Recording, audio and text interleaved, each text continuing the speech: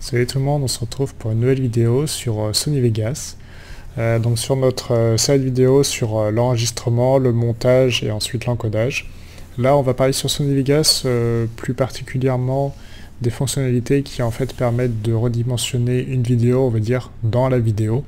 Donc là en fait on a notre projet, on voit qu'il est en 1920 par 1080 et on va déjà couper notre vidéo en deux, on va garder uniquement le milieu, on va la mettre à gauche, puis on va mettre la même vidéo, on va dire un peu décalée à droite, juste pour montrer en fait sur les différentes pistes comment on fait pour avoir du, on pourrait appeler side by side, donc avoir une première vidéo à gauche, une deuxième à droite, qui permettent généralement de comparer des changements ou autres.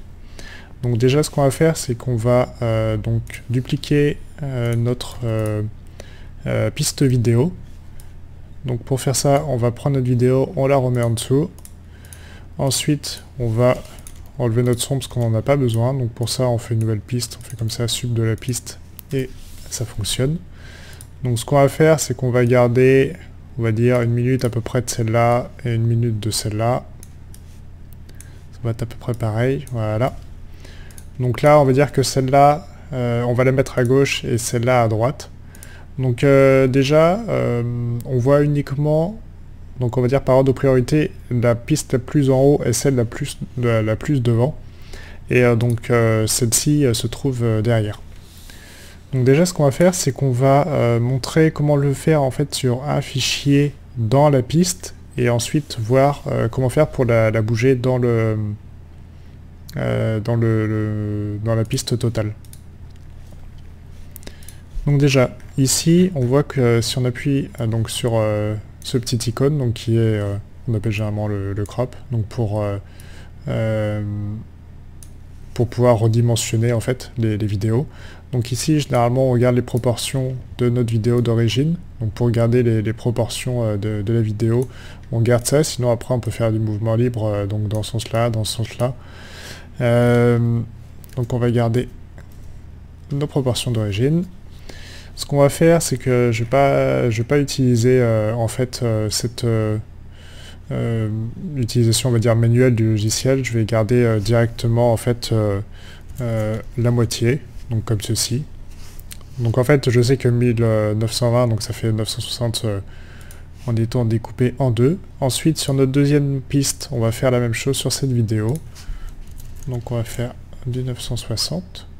Après, évidemment, vous pouvez enregistrer les profils pour dire bah ça c'est mon profil moitié d'écran, donc vous pouvez l'appliquer directement plutôt que d'avoir à taper éventuellement des largeurs à la main à chaque fois. Donc une fois qu'on a donc redimensionné notre vidéo, donc ça en fait ça permet de couper la vidéo. Ensuite notre piste, on va la bouger dans notre projet. Donc avec ça on peut agrandir ou réduire notre vidéo, ou également la tourner, on peut la redécouper. Donc on voit ici qu'on peut l'agrandir ou la réduire. Donc on va remettre comme c'était avant.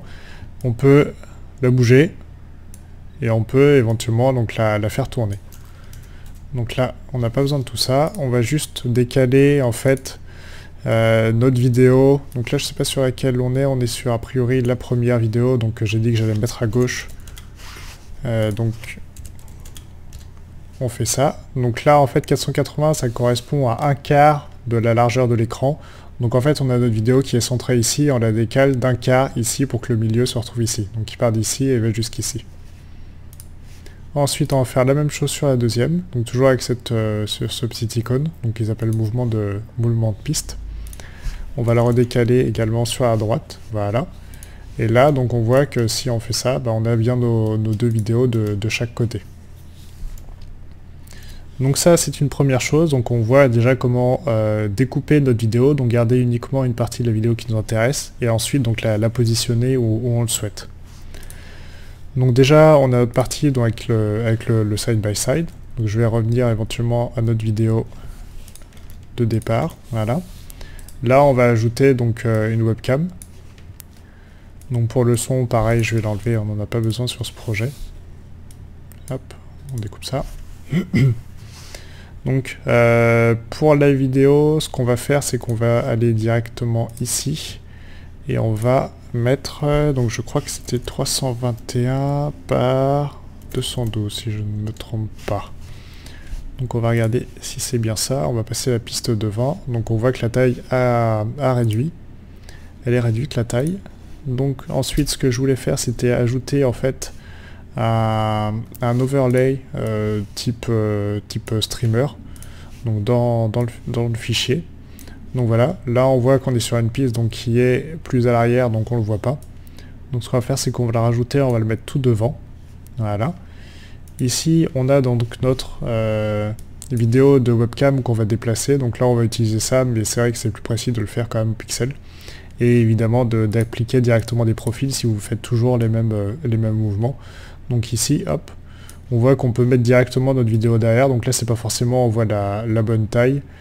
Donc c'est peut-être un peu trop large. Donc ce qu'on peut faire c'est qu'on peut réduire normalement la largeur ici. Voilà. Alors du coup avec les problèmes de proportion, donc ça dépasse, donc on peut toujours garder ce qu'on avait avant. Donc voilà, là on voit qu'on a la webcam, donc notre jeu. Donc normalement sur la webcam ça devrait bouger un petit peu. Voilà. Donc là on a notre jeu, on a l'overlay, on a la webcam. Et là on peut faire tout de suite l'encodage de notre vidéo comme ça. Ou rajouter encore des informations, on peut même rajouter du texte simplement sur les différentes pistes. Donc voilà, sur ce tuto on a vu comment on va dire redimensionner nos vidéos dans l'autre projet, les bouger à l'emplacement où on souhaite, mettre les différentes pistes, voir que celle qui est le plus en haut et celle qui est le plus se retrouve le plus devant. Et donc à partir de là, je pense que déjà on peut faire pas mal de mouvements différents, donc des rotations, changer de dimension. Et la plupart des montages que je fais, je les utilise uniquement comme ça. Donc voilà, donc je vais vous retrouver sur une prochaine vidéo, donc avec un tuto différent, je pense, sur l'augmentation des gammas sur une vidéo, pour voir en fait mieux de nuit. Donc ça, j'avais fait un tuto là-dessus pour montrer comment en jeu voir mieux. Mais là, je vais montrer comment en fait sur Sony Vegas augmenter les gammas pour que les viewers voient mieux sur la vidéo si c'est des séquences de nuit. Allez, je vous laisse, salut.